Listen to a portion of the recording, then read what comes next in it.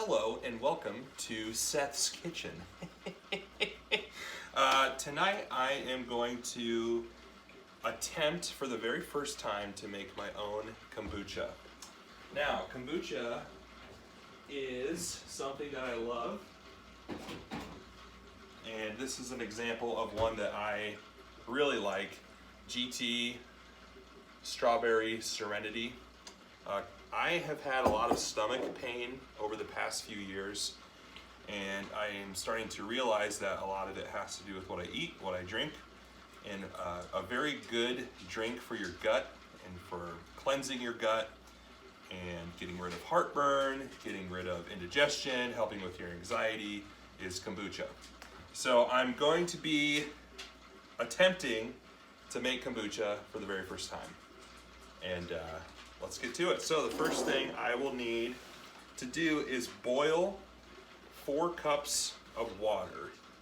So yeah, the first thing I'm gonna do is boil 4 cups of water. All right, the 4 cups have been brought to a boil. So now I'm going to pour it into this, really it's a cool glass jar I picked up at Walmart today. The top closes, it's got a spout. It holds, I'm assuming, a gallon. I was gonna try and make 2 gallons of kombucha, but this is all I have right now. So just sticking with hopefully a gallon. Ooh. Definitely getting water all over the counter. I'm gonna take 6 bags. This is Newman's Own organic black tea. 6 bags, I'm just gonna drop them down in. And then I'm going to let it sit for about 10 minutes and just let the leaves soak in to the water. Oh, it smells so good. All right, it's been about 10 minutes for the tea bags soaking in the hot water. So I'm just going to remove them here if I can. Oh my goodness, it's gonna work in one motion. Look at this. Don't even know what's going on. Sweet. All right, that's all 6 tea bags. So now what I'm gonna do is I'm going to add 4 more cups of just normal water to kind of cool the boiling water down. 2, I will not lose count this time. 3. 4 with a little extra because I didn't completely fill it up all the way. Now there is something floating in the water. I think it's one of the paper things. Yeah, you don't want paper in your kombucha, and there are multiple pieces of paper from the tea bags down in there. So stay tuned. I will get these out.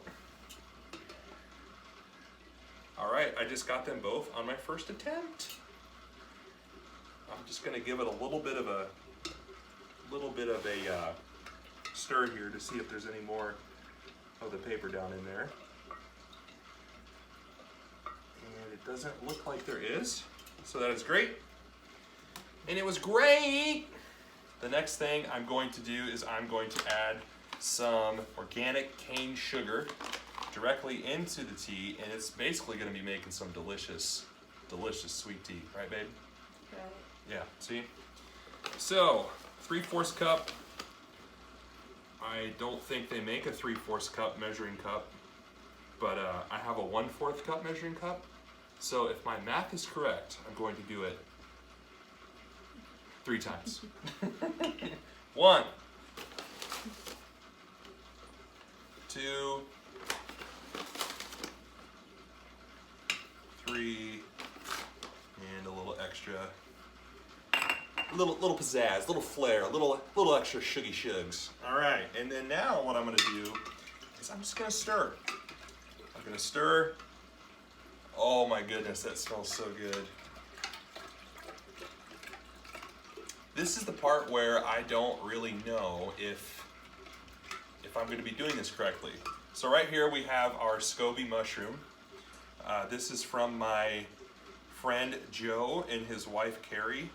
They graciously gave me a scoby mushroom that grew from their scoby mushroom. Why am I saying scoby mushroom? It's not scoby mushroom. It's just scoby, right? See, this is all new to me. So they gave me their scoby that I will be adding into the tea, but unfortunately I have to let this cool down for a few hours, so I'll be back. All right, so it has been about 2 hours since I brewed the tea. Since this glass was actually a little bit bigger for what the recipe called, I actually ended up, as you can see, I doubled it. So in here I have probably about a gallon or so of brewed black tea with organic cane sugar, organic black tea as well. Let's see here, what else should I add? Yeah, I had to let it sit and get to about room temperature, let the hotness go away. So now what I'm going to do is I'm going to add the scobies. And I'm not sure if you can see it. Basically, it looks just like a brain, I guess. I don't know.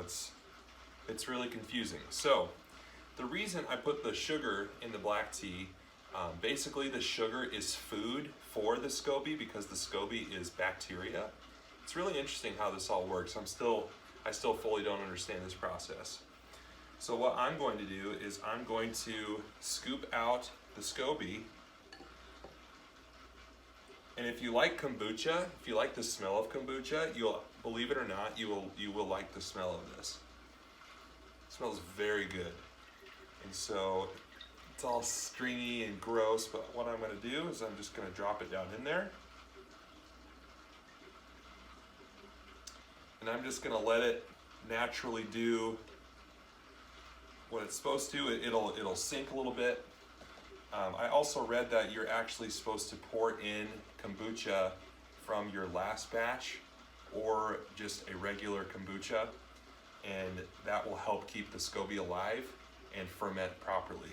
So I'm just going to top this off here,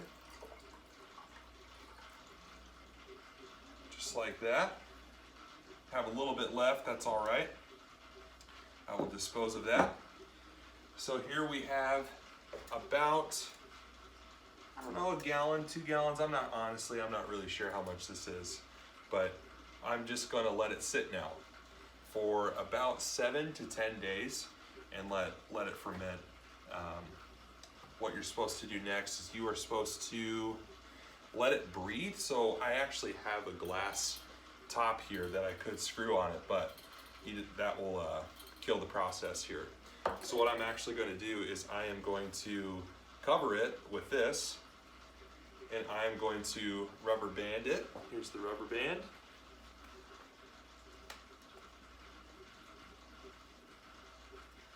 And the last step that you're supposed to do is you're just supposed to put it into a dark location so that way it can ferment. I'll leave it alone for about 7 to 10 days, like I said, and then I will get back on and show you guys the next step. So that is it for now, I believe. Like I said, this is my first time ever doing this. I'm just following a video of somebody else doing it. So we will see if this works and if this tastes good. Thank you.